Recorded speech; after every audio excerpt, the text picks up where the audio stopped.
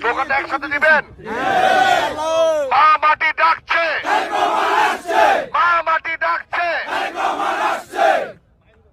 ইনশাল্লাহ আমাদের নেতার কয়েক ঘন্টার মধ্যে আমাদের মাঝখানে এসে পৌঁছাবে, যার অপেক্ষায় বিগত 17 বছর আমরা শুধু সারা বাংলাদেশের প্রতিটি নাগরিক অপেক্ষা করেছিল। এখানে আমিও কতক্ষণ আগে বলেছিলাম সবাইকে, আবার সবার উদ্দেশ্যে একটি কথা বলি। এইখানে সারা বাংলাদেশের প্রায় 1.5 কোটি লোক, 50 লাখের বেশি লোক রূপগঞ্জে আসবে। আমরা কি সবাইকে আপ্যায়ন করতে পারবো না? এটা কি রূপগঞ্জের জন্য আশীর্বাদ না? আমরা সকলে মিলে যত লোকই আসুক সব লোককে রূপগঞ্জের মেহমান হিসাবে ট্রিট করে তারা যাতে ভালো করে থাকতে পারে, ভালো করে খাওয়া দাওয়া করতে পারে, তাদের যাতে সার্বিক কোনো সমস্যা নয়, এটা টোটাল দায়িত্ব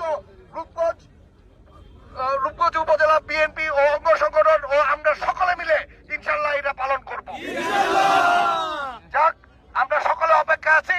25 তারিখে একটি ঐতিহ্যবাহী একটি ডেট হবে, যেই ডেটে শুধু বাংলাদেশ না সারা বিশ্ব টাকা দেখবে যে একটি লোকের ভালোবাসায় কিভাবে কোটি খানিকের লোকের কাছাকাছি হতে পারে।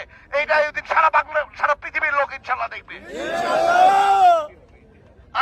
আর ইনশাল্লাহ আমরা রূপগঞ্জবাসী এই ইতিহাস সৃষ্টির জন্য আমরা সকলে কেউ যাতে ঘরে না থাকে, এই ইতিহাস সৃষ্টির একটি অংশ হিসেবে থাকার জন্য আপনারা সবাই ইনশাল্লাহ অংশগ্রহণ করবেন।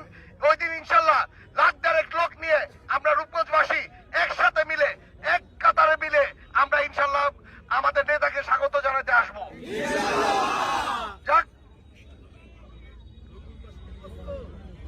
যাক ইনশাল্লাহ আপনারা সবাই প্রস্তুত থাকেন। আপনারা কি প্রস্তুত আছেন?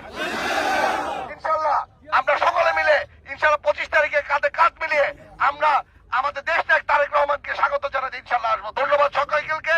অনেক রাত হয়েছে, যে যার ওয়েতে আজকে বাসায় যান।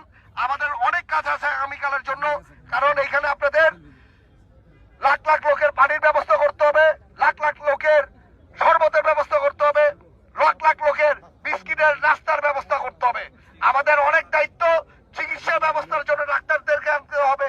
ইভেন তারা যাতে ঠিক করে বাথরুমে টয়লেটে যাতে যেতে পারে, এইটার ফেসিলিটির জন্য আমরা 100 টয়লেট বানাচ্ছি ইনশাল্লাহ। এগুলি সব কাজ আমরা একে অপরের জন্য, যাতে আমাদের দলীয় ভাইদের জন্য যাতে